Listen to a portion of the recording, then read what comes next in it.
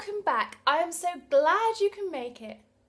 I hope you have been thinking about your goal a huge amount over the past week, because now I'm going to teach you how to map out your route to getting there. My advice to you is to watch this video once and then go back through and do it at your own pace. So I've already put together a pyramid for myself, and I'll be using that as an example throughout the video. All right, ready? Here we go. Step 1. Write your goal at the top of your pyramid. Underneath this, you should then write what things you need to do in order to get there.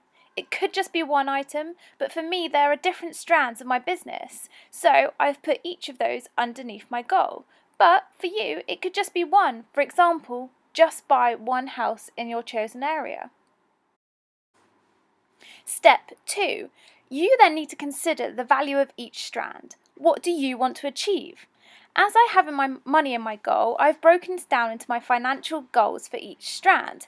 However, you may want to achieve a time or an item.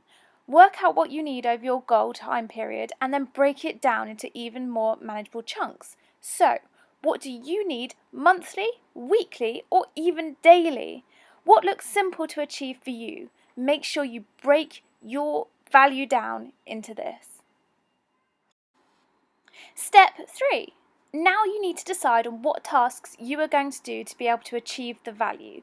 For me, for each of my tasks and each of the strands of my business, I've put down exactly what I'm going to do to make that side of the business work. However, if you need time, then who do you need to hire to get that time? If you want to buy a property, what do you need to do to be able to buy that property? Do you need to find financing? Get a mortgage? The ball is in your court of what you need to do, but you need to specify it so you know what you're working towards. Step 4. The next level of your pyramid should set out what you're going to do each month to achieve your task. Be specific and make sure it's something you definitely know that you can do. Step 5. You then need to break down step 4 even further. What can you be doing on a weekly basis?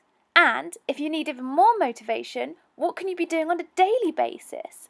This gives you something to plan your week around, so you know that you're constantly doing something active towards your goal. Right, now it's time to put all of your layers together, a bit like the one that I've done.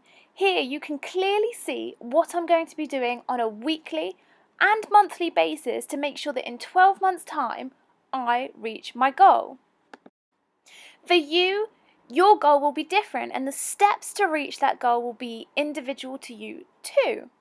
But in doing this, when you ask the question, how do I get started in property? Look what you've made. That's how you're going to get started in property. Get excited because now you have a fully actionable plan. Take all the time you need to get your pyramid sorted. It probably won't happen on your first attempt, but keep working at it and pretty soon you will have made something that you can work from. Brilliant! So now you know what you're working towards because you have a goal, you know how you're going to be reaching that goal, and in part 3, next Monday, I'm going to be teaching you how to get started. So for the rest of the week, I hope you go away and start working on your pyramid and make sure that you've got it down so you know how you're going to reach that goal. If you need any other help with any other property issues, go over to ncrealestate.co.uk where we've got you sorted. Have a lovely week and we'll see you next Monday.